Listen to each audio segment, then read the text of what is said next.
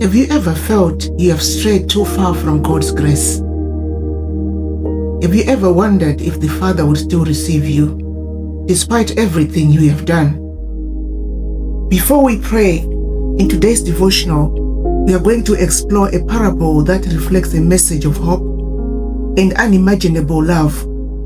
It's a story Jesus told to show us that no matter how far we have wandered, we are never beyond the reach of His mercy.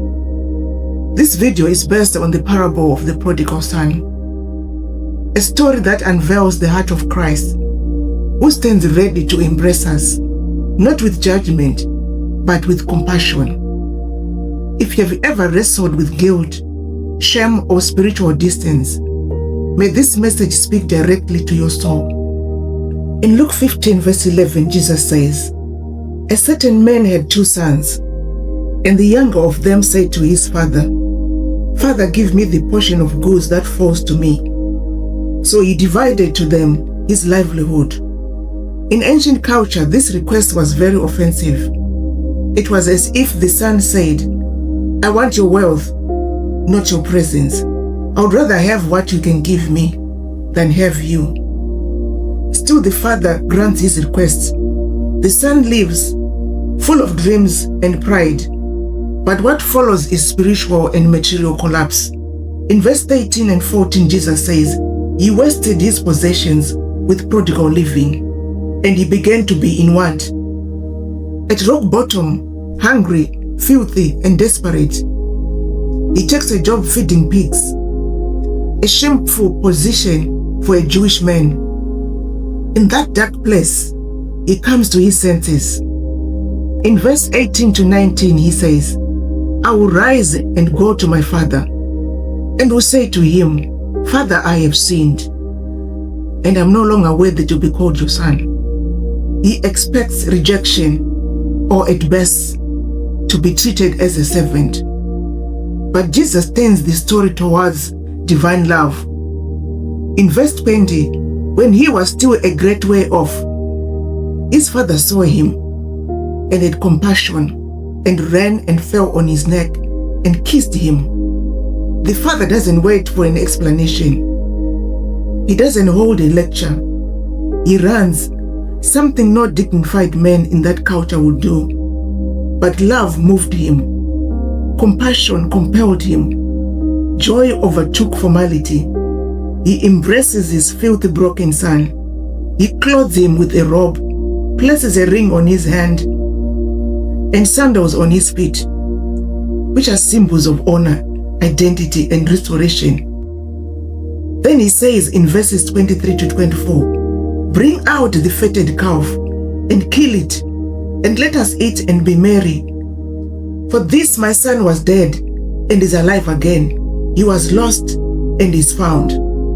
This is not just a parable about a wayward son. It is the story of all of us. We have all gone our own way. We have all tried to live life apart from God. And yet the Father has never stopped watching the road. He waits patiently. He runs to embrace us the moment we turn towards Him. Christ's love is everlasting. It restores what was broken. It takes the dirty and gives them dignity. He replaces shame with joy. And He calls us His children again.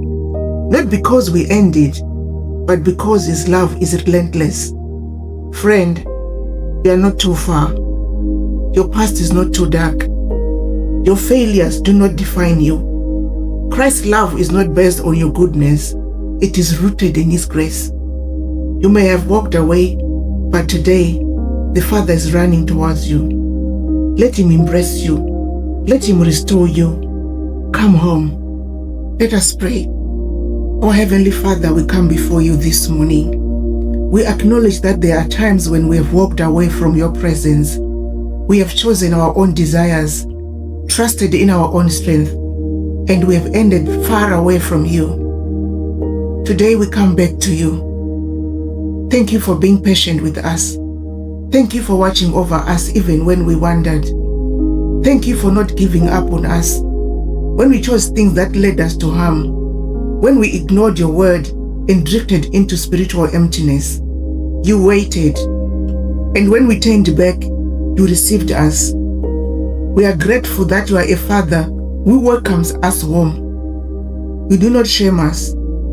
You restore us. You remind us that we are still your children. Lord, we ask for your forgiveness. We know we have sinned against you. We have neglected our prayer life, avoided obedience, allowed pride and selfishness to rule. Sometimes we have questioned your goodness. Cleanse our hearts and renew our minds. Help us to walk closely with you again, not out of fear, but because we know you love us. We thank you for the picture of mercy in the story of the prodigal son. He left with everything and returned with nothing, but his father welcomed him with joy, not rejection. That is the kind of love you offer us in Christ. We don't deserve it, but you give it freely. Lord Jesus, we thank you for making this kind of restoration possible. You paid the price for our sins. You died in our place and rose again to give us life. Because of you, we can come back to the Father without fear. Because of you, we have the assurance of the forgiveness of our sins.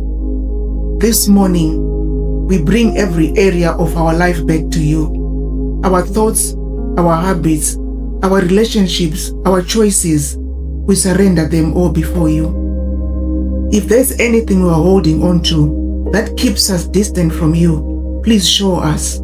Help us to release it and turn fully towards you. We also pray for anyone who feels too ashamed to come back.